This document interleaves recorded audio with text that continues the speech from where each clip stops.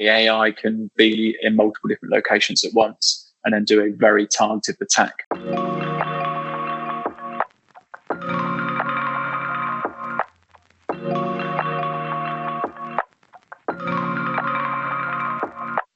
Welcome to the Digital Customer Communications Podcast, where we discover how leading regulated companies engage, retain, and delight customers at scale. In this episode, we're joined by Lee Curtis, CEO of Seguro Technology, a trusted IT partner specializing in cloud, ops, and cyber. Lee shares his expertise on managing, monitoring, and addressing the risks that go along with digital customer communications solutions. Welcome, Lee. Good morning. What are the primary risks businesses need to be aware of when implementing digital customer comms solutions? Well, the primary risks include data breaches. So things like phishing attacks, malware, unauthorized access, a lot of things around compliance as well. So these risks sort of arise from increased exposure of sensitive information through many different types of digital channels, which is obviously kind of more of a targeted attack by cyber criminals. How do you approach identifying these risks, managing and monitoring them on an ongoing basis? Ongoing monitoring is essential, and we use a combination of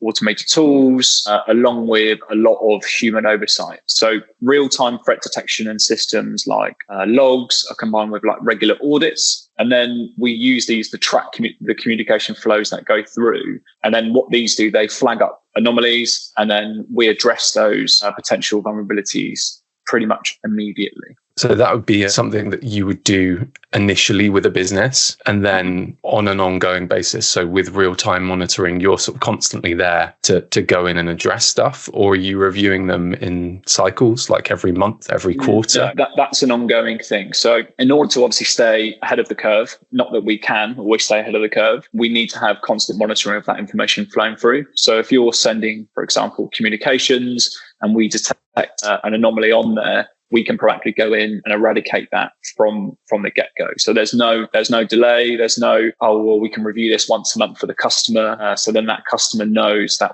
they can rely on us to look after their business, so they can obviously just concentrate on what they're doing. I suppose there's got to be a bit of both, hasn't there? There's got to be that sort of reactive stuff. And then when you've gone into a business and you've laid out a strategic roadmap, there's a lot of prevention that you're going to do initially as well. How do you balance that? Well, it is hard to balance. So a proactive strategy is a must anyway. So you've got to identify these vulnerabilities and address them before they lead to breaches. And that will reduce the overall risk exponentially anyway. So reactive strategies are still necessary for responding to the incidents, but focusing on prevention minimizes the chances of significant damage. Specifically related to digital customer communications, what are the most common sort of tools or systems that maybe A, present a risk, or B, help businesses to monitor and manage their communications as much as they present cyber threats? Well, a lot of it's around data loss prevention and using tools like SIEM. So SIEM stands for Security Information and Events Management, and that pretty much logs everything that's going through on your network. EDR as well, so endpoint detection and response. So having an effective EDR solution in play will pretty much cover most of the things that are flowing through on your network as well. And then what that will do, that will flag anything that's spurious. And then for us, we can help remediate that by having a log of it, as we said, with a SIEM, but also people behind the scenes to actually proactively go and try and stop these from spreading across the network or even further into different systems around the business. Doesn't really stop on that as well.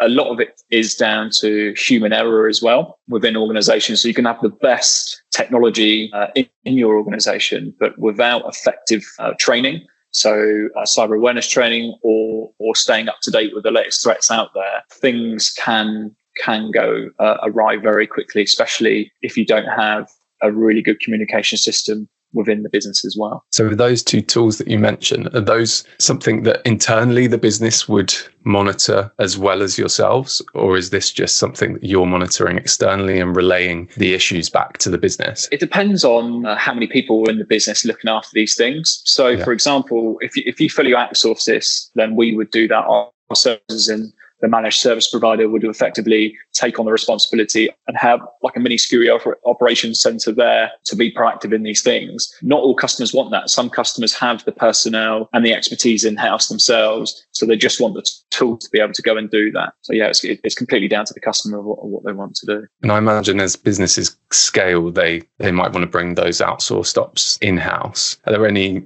common challenges that you see businesses facing as they get bigger? Well, as companies scale, the complexity of their communication systems increase. So along with the volume of the data that's being transferred around it. To mitigate these risks, businesses must implement scalable security solutions like automated monitoring tools, and they need to establish really strict access control policies as well. So, for example, if you send an email to a colleague and it's got personal data, if you don't put things in place like a password, or you don't have it, so if it does get sent to the wrong person, then in effect, you put your business at risk with that information being possibly leaked outside the organization or delivered to the wrong person as well. So, and to counteract this, then you need to have regular assessments to understand where you need to either patch security risks or you need to implement new strategies to effectively eradicate these. A lot of our listeners are in regulated sectors. How much does regulation play a part when you're doing security audits and when you're putting systems in place? Well, compliance with regulations like GDPR or HIPAA requires businesses to implement strong data encryption. So they need to have things like regular audits and role-based access controls. And businesses should really maintain up-to-date documentation on their data handling practices as well. And then the frameworks that they have, for example, like ISO 27001, they need to align with both compliance and the security standards. If I'm a small business, at what point would you say there are early warning signs that you need to get someone else involved? You need to get the expertise of a managed service provider or someone that specializes in cyber risk? That's a really good question. I mean, again, depends on your knowledge and an understanding of what's needed within your own business. I would normally say that I would consider any business user a 5-user company and above. And the reason behind it is that small business, normally you can buy things like licensing on an ad hoc basis. You can go online and get some free tools because you aren't seen as a business user. Anything over 5, many organizations, they actually put a strict rule in that you have to have a business user license. Again, because you're dealing with customers, you're dealing with suppliers, and they all have to have these things in place. So then you can transact this information and then start to really build that organization out. And as you grow, as I said earlier, obviously your data grows as well. So that information you're passing around could potentially become a threat. Well, not a threat to your own business, but a cost to someone else. So they could actually view your business as a way of making money. And if they take too much of your data, and you could be at risk of folding as an organization because the cost of getting your information back is far too high, or the litigation or even the mitigation of that information going right well. We kind of have to talk about AI in this. Today, AI is making data processing a lot easier. So you would think that slightly bigger businesses might be able to implement solutions using AI that would automate a lot of this. There's the other side of, well, hackers are going to be using AI as well. Is AI making things easier or harder? Oh, that's a good question. I think it's making access to information a lot easier, but it's also creating issues for security programs around AI. Businesses should ensure that obviously AI undergo rigorous security testing and regularly audit the automated processes for these vulnerabilities as well. So AI models must be kept up to date, obviously, with the latest security patching, and human oversight should be implemented to review basically any AI decisions to prevent any exploitation within the business itself. The other point to note is AI tools are there to assist, they're not to replace. Maybe in a few years' time, the AI technology will be out there, so then we can obviously rely on it a bit more standalone.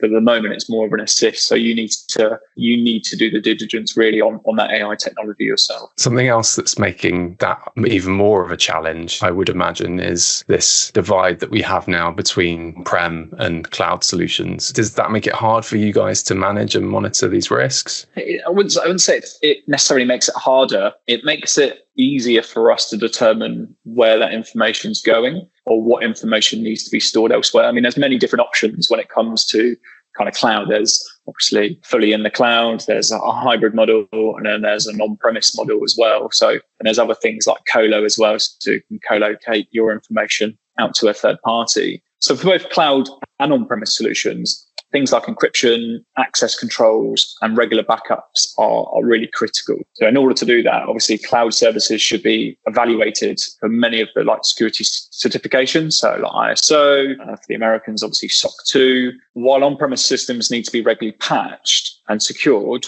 with things like physical controls. Using a hybrid approach to monitor both environments under a single security policy is also really beneficial. So as all of these threats grow and become more sophisticated, how should businesses prioritize their efforts to monitor and manage the risks in their digital customer comms? Again, that's another really good question, because businesses should really prioritize by focusing on the high risk areas. So such as sensitive customer data and critical communication channels as well. So the rise of communication channels is tenfold in the last sort of 10 years. So you've got things like Slack, you've got obviously email is still most prominent. WhatsApp is still another really big medium. They're great in their own right, but you need to also perform regular risk assessments on those communication channels as well. So you need to invest in real-time threat detection tools, as we said earlier, and ensure employee awareness for ongoing cybersecurity training is a must as well. And again, it's more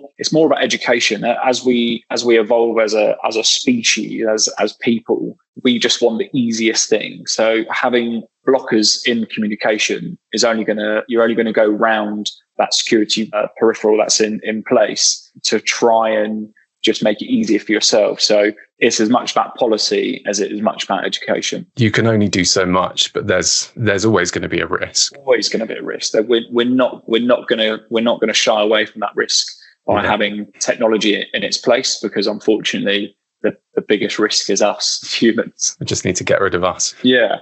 Which I'm sure could happen. It may be a conversation for another day, but I'm sure it's on the cards for Elon Musk to replace all of his people with robots by 2056 or some silly year in the future. And if the worst was to happen, my customer data has been compromised through a communications channel, what immediate steps would you advise that a business takes? Well, firstly, businesses should immediately isolate the compromised system to prevent obviously any further damage. And then next, they need to initiate like a thorough investigation. So they need to understand and identify the scope of the breach as well. Obviously, notify the affected parties, or be that personal or a business. And then they need to follow the breach notification regulations as well. So, for example, governing bodies. And then after that, they need to do the effective thing of restoring that system from the backup. And then from there, they need to make sure any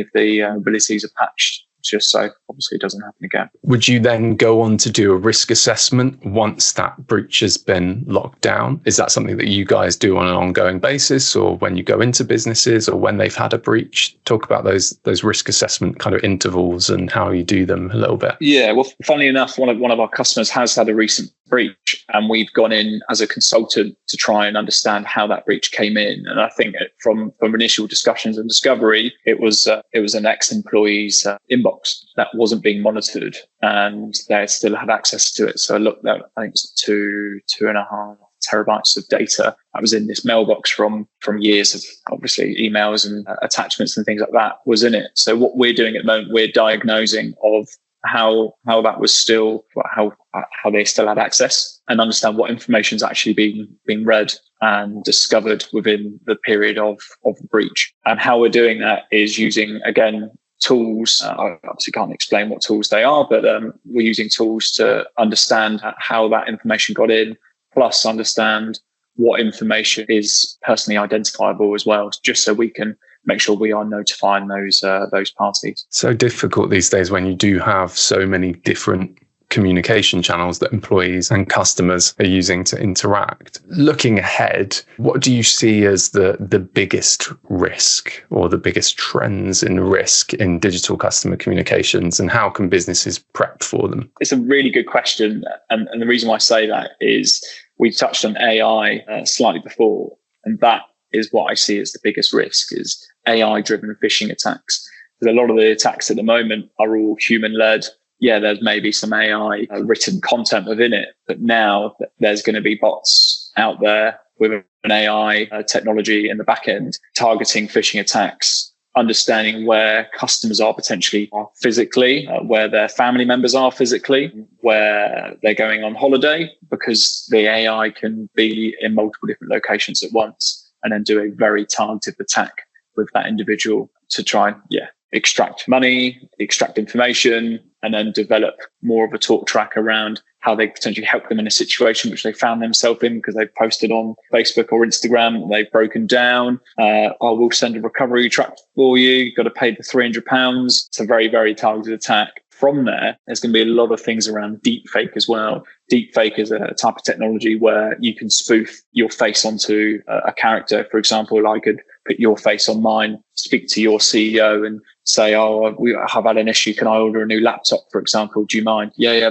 that's fine, Sam. Here's the information I can put in my address, and I've done the company out of £1,500 for a new laptop. So those are sorts of technologies that are really scary. Businesses can prepare by adopting kind of advanced tools, and then they can conduct regular cybersecurity training for their employees from this as well. And then you can actually look out for these sorts of telltale signs and double check as well. Like, for example, if you're not quite sure on an email that's been sent to you, which is asking you something they don't normally do, then question it. It's not, no one's going to penalize you or make you look stupid by you texting saying, I'm not 100% sure on this. Can I just clarify this for you? Oh, no, that wasn't me. That would rather be the case than, they always send me stuff like this to do. So, of course, I'm just going to act upon it. Question everything, unfortunately. But that's just the world we live in. It is absolutely terrifying. I'm sure businesses are glad they've got companies like you to help them out with it. Where can people find you if they want to learn more? Obviously, don't tell people where you're going on holiday. Don't reveal anything like that or you get phished. Where online can people find you if they want to learn more? Sure. So, our website is segurotechnology.co.uk. You can connect with me on LinkedIn as well. So it's just Lee Curtis, again, CEO of Seguro Technology. And then you can reach out via email as well, or the company email. So that's just lee@segurotechnology.co.uk or info@segurotechnology.co.uk. Great stuff. All right. Thanks, Lee. We'll let you go. Speak to you soon. Thanks. Bye now.